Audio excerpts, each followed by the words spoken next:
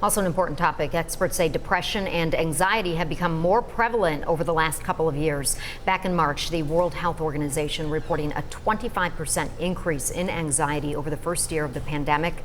They say young people and women were more likely to be impacted. I spoke with experts and a man who has come a long way after struggling with anxiety when he was younger. Self-care is not selfish at all. James Dreer eventually learned to make mental health a priority, but not until after his own struggles with anxiety that started in high school. As we all know, the way schools are, kids could be mean,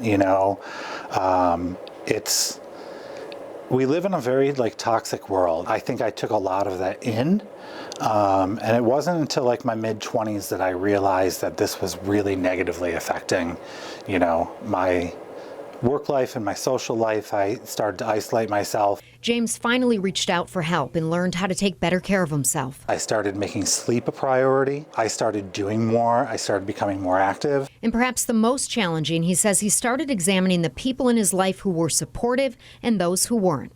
So to that, how important is it to set boundaries when it comes to separating yourself from people who may be bringing you down? Oh, very, very, very important. It doesn't matter if it's family or a friend.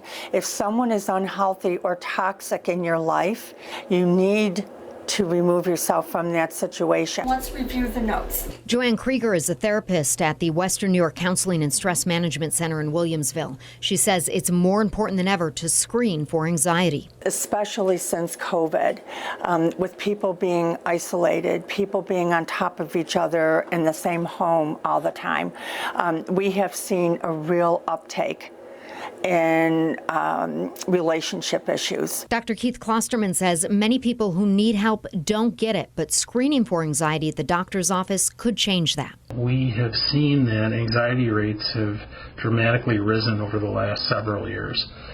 During the pandemic alone, it's believed globally anxiety rates rose approximately 25%. Most likely what will happen is they'll be asked to complete a brief assessment of anxiety symptoms, and then based on the results of that screen, the provider can discuss with them possible options for treating anxiety. For James, getting the treatment he needed made all the difference. He now works as a life coach, using what he's learned to help others. I'm a completely different person. I'm much more secure in myself. To be loved, you have to love yourself, and that's very true.